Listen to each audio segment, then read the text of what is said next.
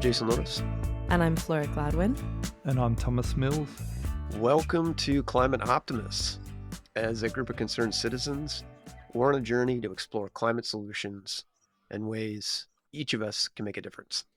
And if you're a regular listener of the podcast and you value what you're getting from us, consider joining our community of monthly supporters. You can feel good knowing you're helping empower people around the world to make a difference on climate. And if you're already a supporter, thank you. As a nonprofit, your contributions are literally what fuel us. And as a reminder, we also want to hear from you. So if you've taken action lately to help the climate or have questions or comments, drop us a note on our websites or socials.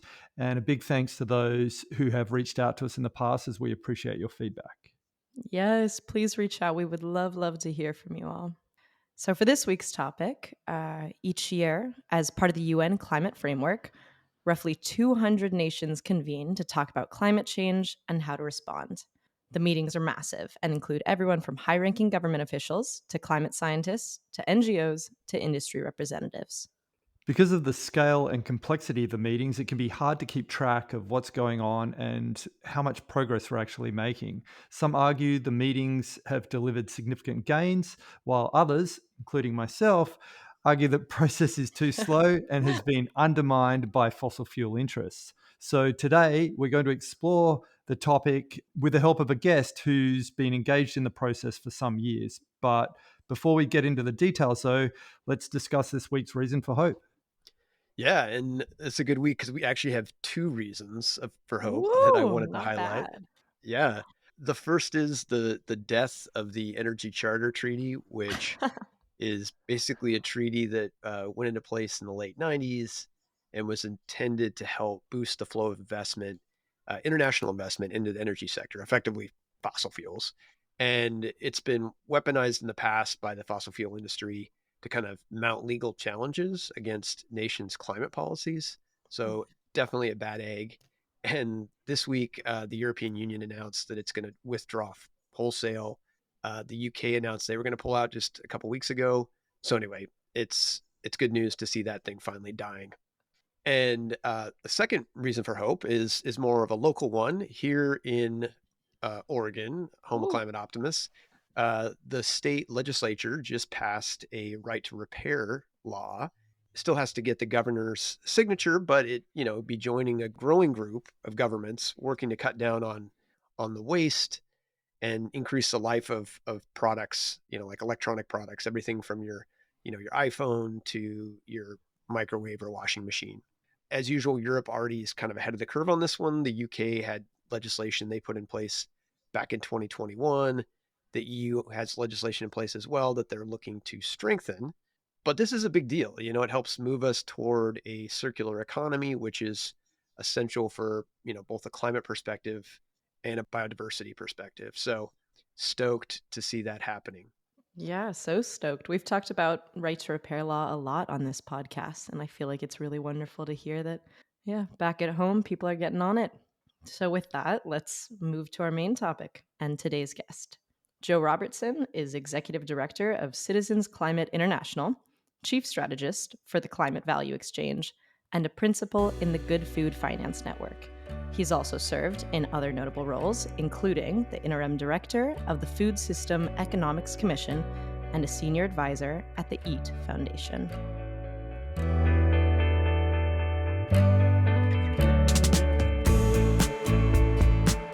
Joe, welcome to Climate Optimists.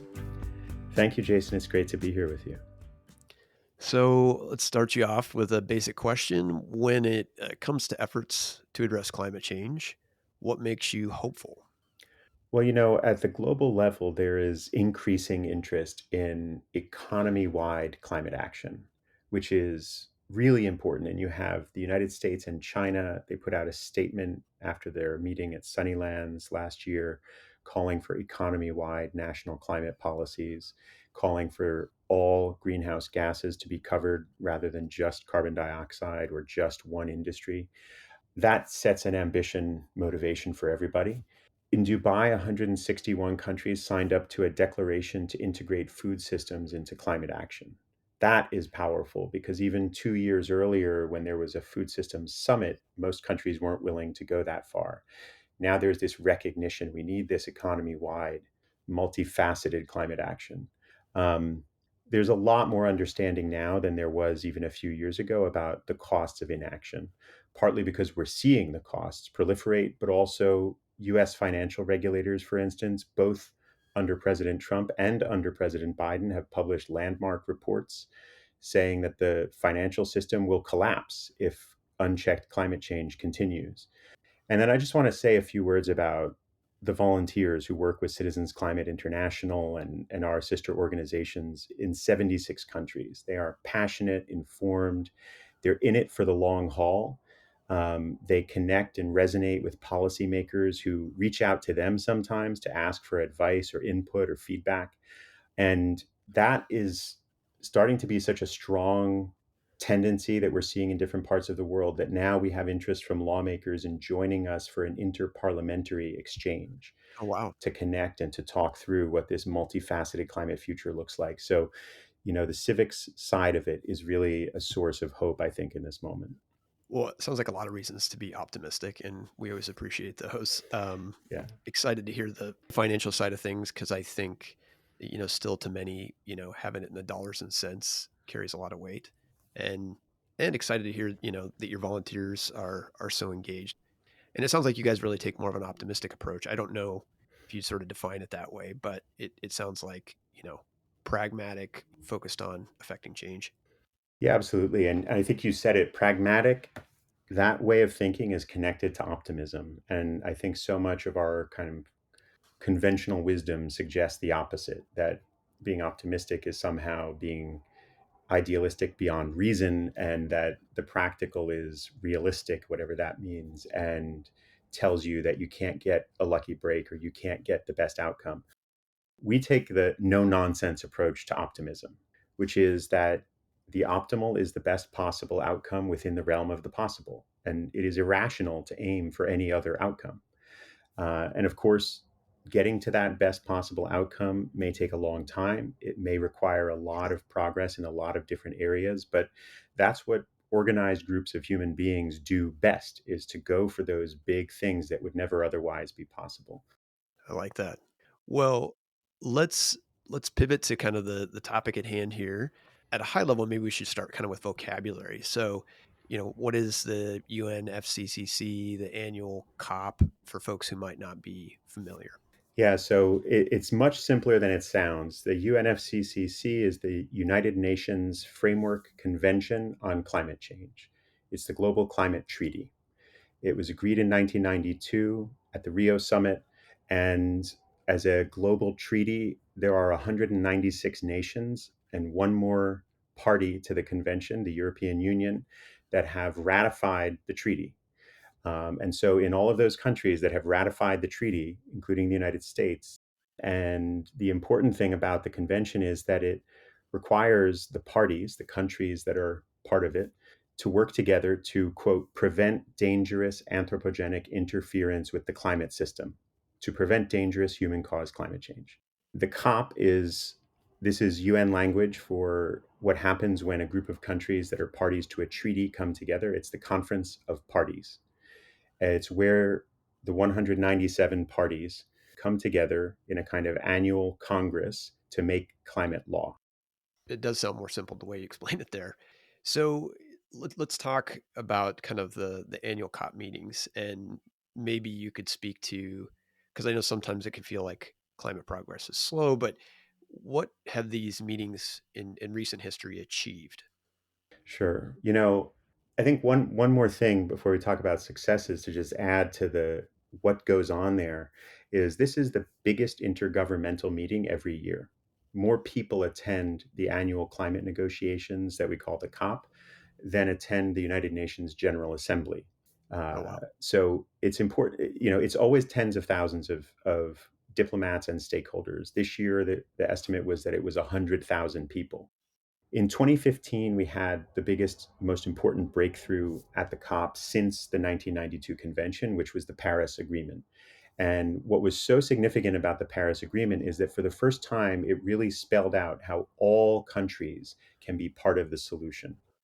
In 2018, when the negotiations were held in Poland in an old mining town, one of the most important breakthroughs happened there, which a lot of people, I think, didn't notice because there was concern about the language around this breakthrough. But the breakthrough was that the COP accepted the science from the Intergovernmental Panel on Climate Change, which said that that danger threshold in the convention, Prevent Dangerous Climate Change, equates to 1.5 degrees centigrade of global warming. A couple years later, the so-called Paris Rule Book was agreed. And then this past December in Dubai, we saw the Loss and Damage Fund agreed. And this was a big deal because it's a way of making sure that we protect the most vulnerable. The places that are most vulnerable in the world tend to be the places that contribute the least to this problem, and it overwhelms their budgets and their economies. Some countries can lose 100% of their national economy in 1 to 2 hours of extreme weather.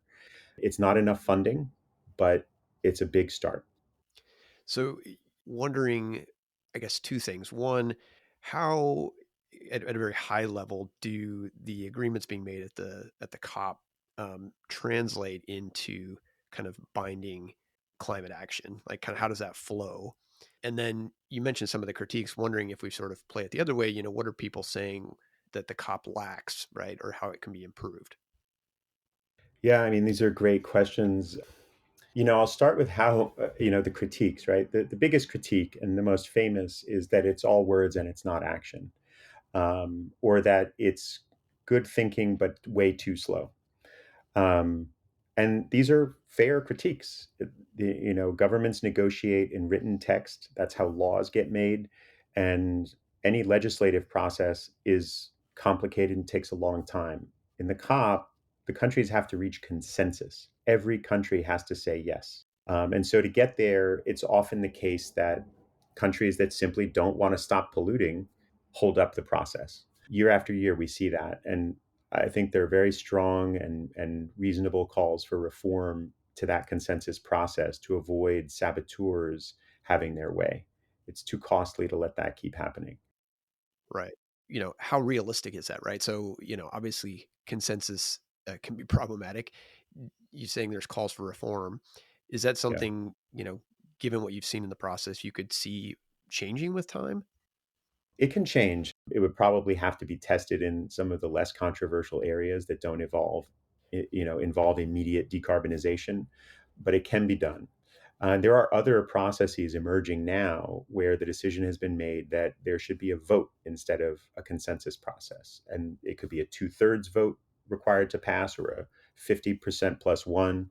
There are different ways of thinking about that. On the subject of how you move from just an idea to binding action, I think the most important thing for people to keep in mind is that all of these negotiations are made up of member states. It's not the United Nations that enforces things, it's the countries. Countries can enforce climate policy on each other. At CCI, we pay a lot of attention to paragraph 8 of Article 6 of the Paris Agreement, which talks about ways that countries can work together to align climate policies and to hold countries that don't act accountable for inaction. So it's complicated, but it sounds like an important distinction where you're talking about the fact that this really is about individual nations as opposed to sort of the UN processes or heads of state there, and it sounds like being able to there's sort of this pushing of one another and potentially some vehicles even within what's agreed to within the in the framework. Am I understanding that right? Yes, exactly. I mean, countries can work together in groups of 2 or 10 or 100 if they want to enforce climate action as international law on everyone else who is lagging behind. And from a U.S. standpoint, for instance, something I think a lot of people would be interested to do is read Article 6 of the Constitution of the United States, where it says that a ratified treaty is, quote, the supreme law of the land. It is higher law than any act of Congress, and no court is technically authorized to rule against a ratified treaty unless it is somehow fundamentally unconstitutional, which it can't be if it's been ratified. And so the United States has a legal obligation to fulfill the terms of that treaty. I did not know that. I mean, we're digging into the details here, but Yeah. encouraging to hear it. So we talked about some of the critiques here. I know for those who kind of watch the COP process, and there's been, at least it feels like, a growing fossil fuel presence. Wondering if you could talk a little bit about like how the fossil fuel industry has played into the COP meetings. I mean, how even they get a seat at the table is a head scratcher for me, but wondering what your thoughts are there. Yeah, so it's pretty complicated because in reality, the fossil fuel industry doesn't have a seat at the table. They are not negotiators, they're not empowered to be negotiators. It's possible for private companies that are part of trade associations to have a voice as stakeholders. And you might even find there are some meetings where stakeholders sit together with diplomats, where business associations and indigenous peoples and environmental groups all have the same position as stakeholders, where they simply want to have more of a say in decisions that determine their fate. But that's not really the fossil fuel industry. The fossil fuel industry's way of influencing the process is through governments. In most countries in the world, fossil fuel companies have a tremendous amount of power over government because the economy can't function without them, because it isn't just fuel that they provide, it is plastics and all kinds of chemical byproducts that society relies on, including fertilizers. In many cases, what's most needed is for the countries that have the most influence, the ability to actually spread their influence around the world, need to help other countries that don't have that defend themselves against fossil fuel interests. So, in hearing this and knowing that, there are, fossil fuel dependent economies that are hosting the climate summit, knowing that fossil fuel interests are pretty entrenched, it could be easy to sort of be cynical. I guess, what are your thoughts on how to, what levers are out there to sort of temper fossil fuel influence? Yeah, well, this is one of the reasons I said that the civics aspect of this work makes me hopeful because none of us want a global process that dictates to everyone how they have to live, right? We want Right. open democratic processes where people have meaning and they have rights, and those rights are upheld and protected, and we ultimately get to well-being together. And so it's important to remember that the COP does not rule the world, nor should it. And it's also true that the countries that have the responsibility for acting and that so often fail to, they also don't rule the world. And so people showing up and shaping the civic process and getting involved in decision making in whatever way they can, helping to raise ambition at the city level so that cities can be examples to each other, all of those things play a role in changing the dynamic where fossil fuel interests hold sway. And I can think of a specific moment back when Barack Obama was president of the United States. The Environmental Protection Agency was having public hearings on the Clean Power Plan, and in New York City, there was an event at the federal building there. People were coming in to give their 2 cents on what should happen and whether they liked the plan or whether they were for or against stronger climate action. And there were a bunch of people there representing polluters. And there was a young woman who stood up, and she was a teenager, and she said that she had COPD, terminal lung disease, because of where she lived, because of the coal plants and the car exhaust that engulf her community. And it's a tragic story, but what happened in that moment is a really interesting signal, I think, for everybody. The people representing polluters all sat down and declined to make a statement. Wow. They were not willing to speak their distorted version of the truth in the face of someone who was simply being human and asking everyone to recognize the human aspect of this problem. And I think that's why the civics aspect is so important. You have to have people getting involved to signal that ambition is the only way to be legitimate. Well, it's a powerful example. I'm assuming there are probably others out there. I guess kind of going forward, wondering if Joe sort of had his way. What kind of improvements might there be to kind of the COP meetings, or maybe even, maybe the important improvements aren't at the COP meetings; they're outside of the COP meetings. But what needs to happen so that we can accelerate that trajectory from your perspective to more aggressive climate action? Yeah, thank you. I mean, I think that reform to the consensus process is critical. It can still be a consensus process, but there have to be rules that prevent sabotage. There have to Right. be rules that prevent countries that seek to profit from the global violation of international law. I think having a more formal role for stakeholders in the process is really important. On the subject of who gets to be at the table, I think we'd all be better off if industries that will be affected by climate policy were able to voice their concerns at the table, but that same table included vulnerable communities around the world, the people who have to live with climate damage, the countries that are facing record hunger and related economic disruption because of climate change. Stakeholders from those countries being at the table to be able to back up their governments and say that we cannot move forward unless we address these things seriously. That can help the process become more constructive, more ambitious, and more actionable, I think. Really almost elevating the stakeholder voices, but making sure there's that juxtaposition where you might have, to your point, the fossil fuel interest, but then, you know, then you're also handing the microphone to somebody who can speak to how climate is having a human impact. Um, Yeah, and I don't personally think polluters should be at the table, but the main criticism you hear from a lot of people, if you're going to include stakeholders, is that they will find a way to be among the stakeholders because governments will align with them and let them do it. The point I'm making is it's the voices of all the other stakeholders that are not considered and that are in a position to actually define what accountability is. Their voices need to be at the table because their governments are not really in a position to represent those voices. so it sounds like multiple layers to be able to, drive more ambition, more enforcement. Are you seeing any, countries in particular that are taking on maybe more of a leadership role? I mean, I'm thinking like even like Pacific Island nations that are, quickly having to face moving people because of sea level rise. Yeah, so Pacific Island nations have been doing heroic climate leadership for a long time. It was probably 20 years ago now that the 1.5 to stay alive movement was getting started, where Pacific Island nations that knew that if you do the math and you look at how ice melt corresponds to global warming, there will be so much new water in the ocean that sea levels will rise enough to submerge some island countries. Um, that wasn't just advocacy for self interest, that was advocacy for global climate ambition, that was advocacy to protect vulnerable people and all nations against chaos. And in Paris, they succeeded in getting that standard adopted in the Paris Agreement.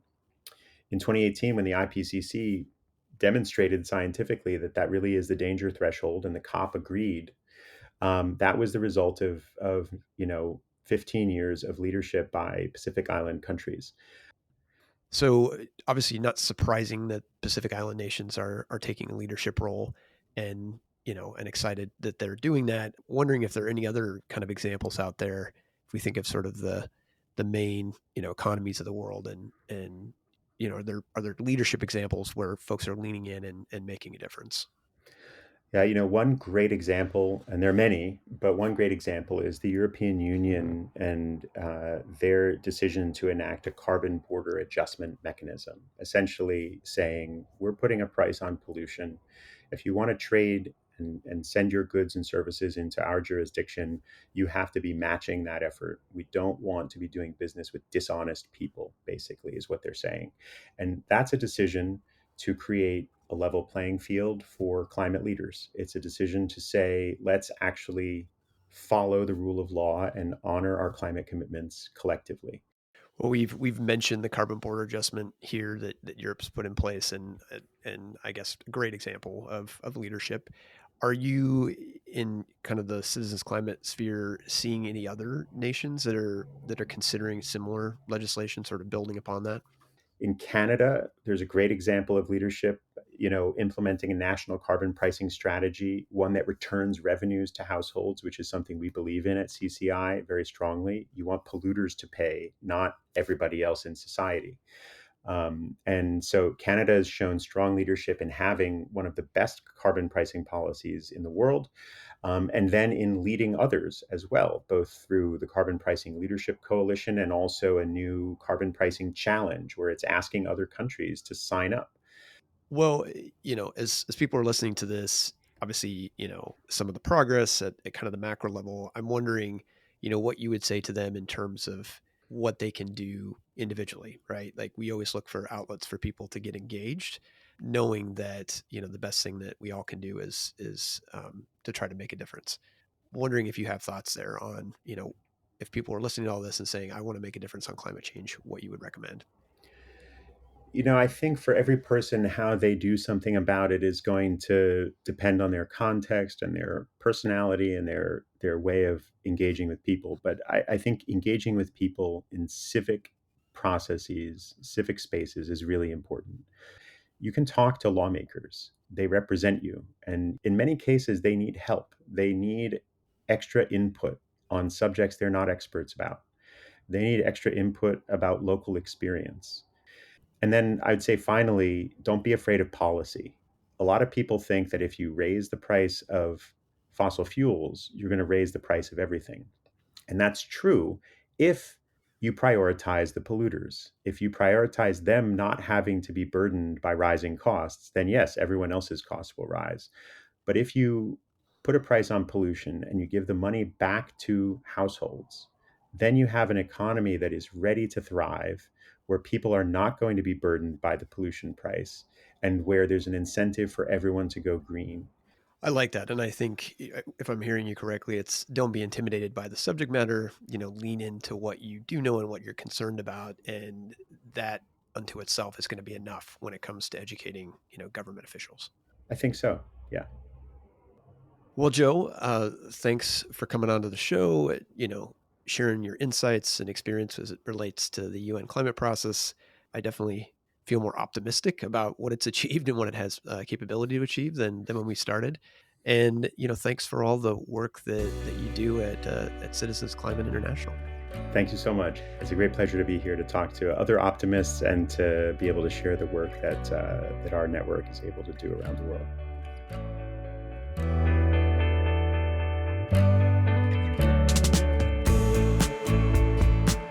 Well, Thomas, Flora, what did you guys think of the interview with Joe? Well, Jason, as I'm sure you can imagine, what was running through my mind the whole time until we got to the end of the interview was, what about carbon border adjustment mechanisms? Like, I really see this as key. And Joe did address it at the end there, but with the European Union getting the ball rolling last year, I think what that will do is like encourage other nations to come on side and implement similar policies. So the European Union one, they only start basically recording as of end of 2023, and the actual financial mechanism doesn't come into play until 2026. But what this has done to the US, to Australia, to Canada, to other nations, it's forced them to really have a good hard think about things and go, well, look, if the European Union are doing it, maybe we should be doing something similar. So Australia currently has a feasibility study underway, and that will be finished in October this year to work out if and how Australia should implement a border adjustment policy, which I suspect it will. And similarly, the same thing is happening in Canada right now. And the reason it's really important in Canada is because they have a carbon price in place already. So it puts their local manufacturers at a disadvantage compared to imported products. So I Right. really think that something will move in Canada, especially by 2030, because by 2030, their carbon price will be $170 a ton. And then in the US, there are actually four bills that have carbon border adjustment mechanisms included in them. And some of these bills have both Republican and Democrat sponsors. So it's good that there are opportunities for the US to adopt a similar system that the European Union has adopted already. Yeah, it's really great the EU took the initiative and, hopefully it turns into a trend with other nations. And then ultimately that increases the pressure on nations with less aggressive targets to increase their, climate ambition. What about you, Flora? I know you were revisiting some of the outcomes of COP28 after the discussion with Joe. I looked at some of the voting trends on some of the big deals that were signed in COP28, and there's just huge variety across the board. We've got a lot of important targets, including tripling the world's renewable energy capacity by 2030, which had 116 parties to endorse it. We saw signatures to tackle climate impacts of the food industry, with 134 countries signing on, though no mention of livestock or specific targets. This still does include nations that are accountable for 70% of global food consumed and 76% of the emissions surrounding the food industry. So, despite the lack of specific targets, a really huge and important agreement. So, across the board, we've got really important stuff that's, getting signed on to, hopefully creating a commitment there, though if we don't see robust policy following it, these agreements don't really count for much, but we see a huge variety in the number of parties that are signing on. Yeah, it seems like it's a great place to set ambition, and clearly that ambition has translated for many nations into action.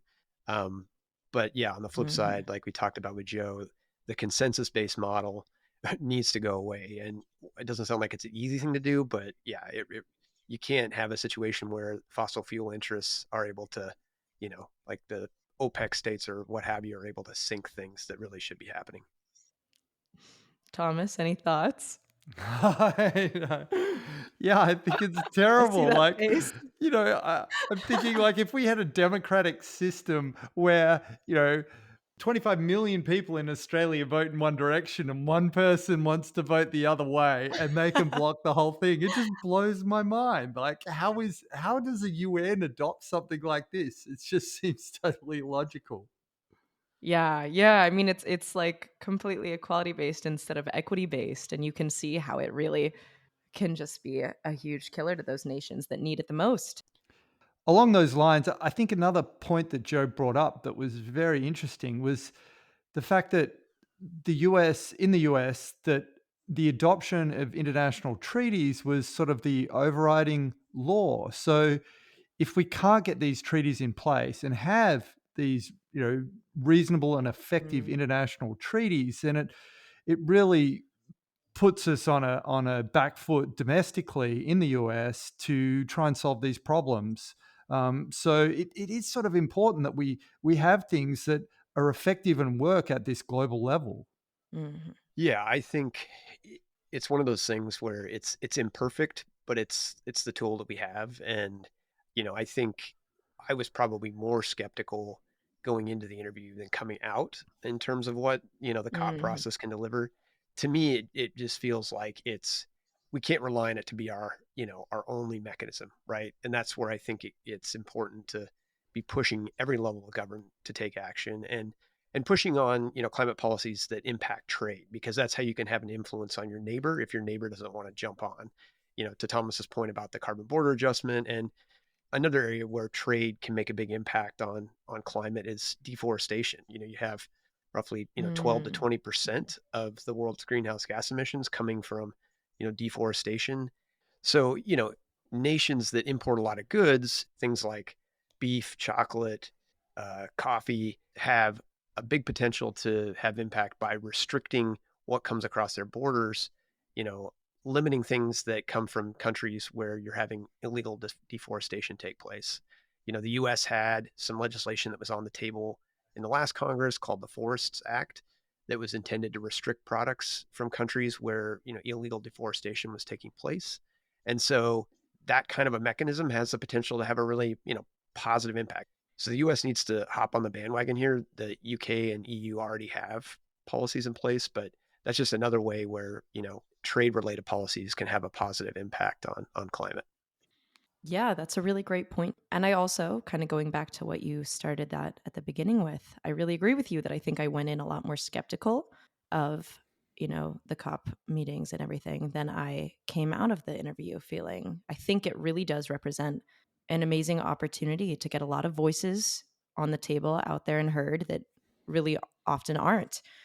In my reading, I kept looking at island nations, and for COP28, there were 39 island states or nations that were in attendance, And although there was some controversy, there was still a really wonderful opportunity for island nations to push back against the weak language of the fossil fuel phase out, the lack of financial support to developing countries, and other mentions that were included in the deal or non-mentions of things like natural gas or plastics. And I think to even have that ability to have that voice to be there in the discussion is huge, especially for island nations. And I think there's more that needs to be done, but there's a great quote by Cedric Schuster of Samoa, the chair of the Alliance of Small Island States, who said, "We will not sign our death certificate. We cannot sign on to a text that does not have strong commitments on phasing out fossil fuels," which is intense It's great. and and true. It's a great quote, and to have it heard, recorded, and put out there to get the publicity that it absolutely deserved, I think is huge. Yeah, it's an imperfect tool, but it is the tool we have, and so I think to Joe's point, like, how do we work to make it better, and how do we continue to put pressure on our own government at every level to enact more aggressive policies? But if we didn't have the COP process, where would we be, right? So yeah, we Yeah. wish it could be making more progress, but it's clearly been impactful in terms of our ability to address climate change. Yeah, I think that leads really well into our action items for this week. What can we do? And the first option, which is a great one, is to sign up to be volunteer with Citizens Climate International. It's an awesome chance for community and a great opportunity to impact local elected officials. There are chapters in 75 countries, so whether you're in Europe or down under, there's likely a chapter in your area, and it's a great way to get involved. I can actually attest to that because I was in northern Spain recently for a Fulbright mid-year meeting, and I attended an amazing presentation on environmental policy in Spain, versus the US, given by a super well-spoken member of my cohort. And I figured out about 5 minutes into the presentation that she worked with Citizens Climate Lobby in Spain. We ended up talking a little bit afterwards and exchanged numbers. But all in all, it really is an awesome opportunity to meet new people and to develop community with people who really care about the planet. I was shocked. It was a very cool coincidence. Yeah, the Citizens Climate and other advocacy organizations really are important in terms of driving change. Citizens Climate can definitely, take credit for being part of the reason there's a carbon price in Canada. So the second option for this week is if you're outside the EU, call on your representative to pass a carbon border adjustment. Pick up the phone, send an email. We'll have talking points on our website. But if we can get a couple more countries to step up in terms of passing one, it really ratchets up the pressure on those nations that need more aggressive climate policy. So definitely get involved there. Any final thoughts from your end, Thomas?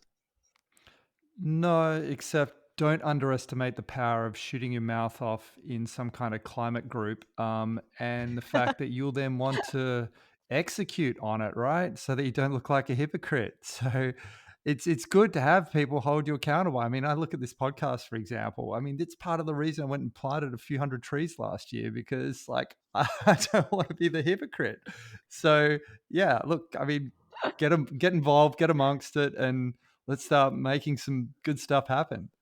Totally agree. You guys are my accountability partners for sure as well. Oh, love it.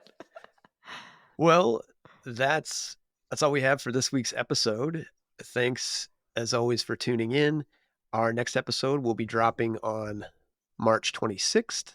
As a reminder, we want to hear from you and the actions you've taken to help address climate change. So drop us a line on our website, message us on social, just include your first name and where you're from so we can call that out. Climate Optimists is made possible by Climate Stewards Collective. You can find us on the web at climateoptimist.co. And don't forget to follow us on social at Climate Optimist Podcast.